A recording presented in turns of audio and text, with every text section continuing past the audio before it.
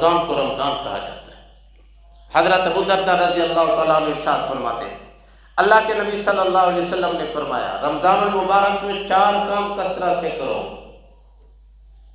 پہلا کام فرما کلمہ طیبہ کی کثرت رکھو، اس سے ایمان کی تجدید ہے، ایمان کا اظہار ہے، اللہ کی یاد اور اللہ کا دھیان ہر وقت رہتا ہے۔ دوسرا کام استغفار کثرت سے کرو، توبہ کرو گے، استغفار کرو گے، گناہ معاف ہوں گے، شیطان کا مکالہ ہوگا، شیطان اپنے منہ پہ ایسے تھپڑ مار مار کے چیختا چلاتا ہے، میری 11 مہینے کی محنت اس مسلمان نے 1 مہینے میں پانی پھیر دیا۔ اللہ کے نبی صلی اللہ علیہ وسلم نے یہی فرمایا طوبیٰ لمن وجد فی صحیفۃ استغفار کثیرا، کل قیامت والے دن وہ انسان خوش نصیب انسانوں میں شمار ہوگا جس کے نامہ اعمال میں استغفار زیادہ پایا جاتا ہے۔ تیسرے نمبر پہ فرمایا جو مسلمان کے لیے ضروری ہیں، ان کے بغیر چارہ کار نہیں، وہ 2 چیزیں، فرمایا جنت کو طلب کرو۔ اللہ کے نبی صلی اللہ علیہ وسلم نے خود تعلیم دی، فرمایا اللہم انی اسألک الجنہ، مسلمان مانگے اللہ مجھے جنت عطا فرما۔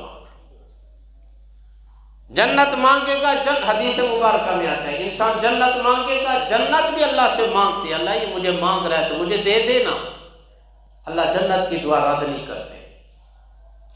چوتھا کام اللہ کے نبی صلی اللہ علیہ وسلم نے فرمایا جہنم سے پناہ مانگو، اللہم اجرنی من النار، کبھی فرمایا اللہم انی اعوذ بک من النار، کبھی فرمایا اللہم انی اعوذ بک من سخطک والنار، اللہ میں آپ سے آگ سے پناہ مانگتا ہوں، جہنم سے پناہ مانگتا ہوں، اللہ میں آپ کے غصے اور ناراضگی سے اور جہنم سے پناہ مانگتا ہوں، مختلف الفاظ کے ساتھ۔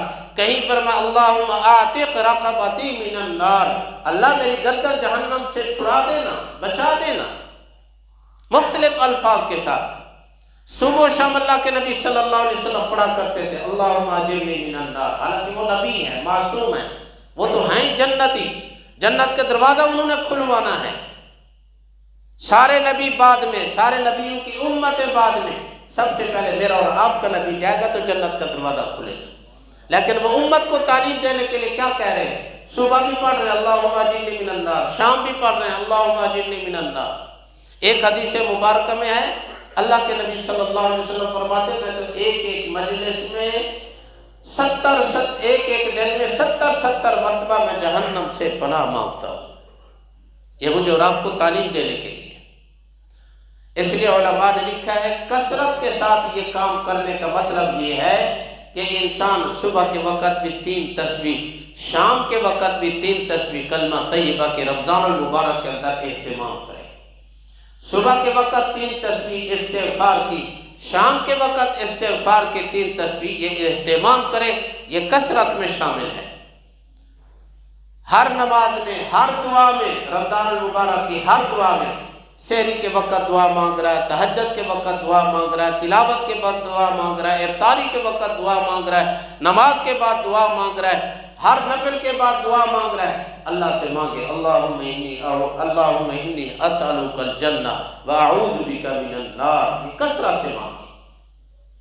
علماء نے لکھا ہے اس کے ساتھ ساتھ 2 کام اور بھی کرو۔ ایک کام قرآن پاک کی تلاوت یہ کثرت کے ساتھ کرو، اس لیے کہ رمضان قرآن کی شان سے ہے، قرآن کی شان رمضان سے ہے، یہ دونوں کا چولی دامن کا ساتھ ہے۔ قرآن رمضان کے بغیر نہیں، رمضان قرآن کے بغیر نہیں۔ صرف دنیا میں نہیں، عالم برزخ میں قیامت والے دن بھی اللہ کے نبی صلی اللہ علیہ وسلم نے ارشاد فرمایا الصیام والقرآن یشفعان للعابد، روزہ بھی قرآن بھی دونوں بندے کی سفارش کرتے ہیں اور دونوں کی سفارش قبول ہوگی۔ اس لیے پانچواں کام جو ہے قرآن کی تلاوت کا اہتمام زیادہ سے زیادہ کرے، اللہ ہمیں نصیب فرمائے۔ اور ایک کام اور بھی لازمی کرنا ہے، کیا؟ جس کے صدقے سے مجھے اور آپ کو یہ رمضان ملا ہے، جن کے طفیل ہماری بخشش اور مغفرت ہوگی، جن کے نام کی وجہ سے ہم جنت میں جائیں گے، جناب رسول اللہ صلی اللہ علیہ وسلم پر کثرت سے درود پڑھنا یہ رمضان کی خصوصیت بنا لو، خصوصیت بنا لو۔ یہ کام تو لازمی اور زیادہ سے زیادہ کرنے کا اہتمام کریں، کوشش کریں گے نا انشاءاللہ۔ اللہ مجھے بھی توفیق عطا فرمائے، آپ لوگوں کو بھی توفیق عطا فرمائے۔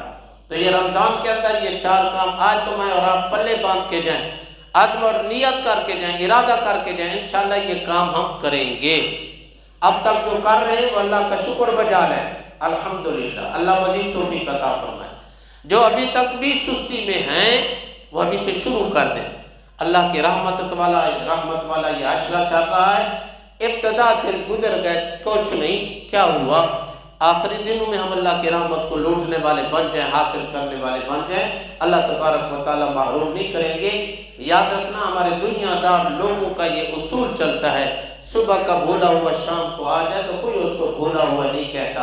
اگر ہم پہلے 5-6 دن تلاوت نہیں کر سکے، درود پاک کی کثرت نہیں کر سکے، جنت کو طلب و جہنم سے پناہ نہیں مانگ سکے، اگر ہم کلمہ طیبہ اور استغفار کی کثرت نہیں کر سکے، اب شروع کر دیں، یقینا بالیقین اللہ تعالیٰ ضرور نوازیں گے۔ کوشش کریں گے نا انشاءاللہ۔ اللہ تعالیٰ مجھے اور آپ کو توفیق عطا فرمائے۔ جن حضرات نے ابھی تک سنت نہیں پڑھی وہ سنت ادا کریں۔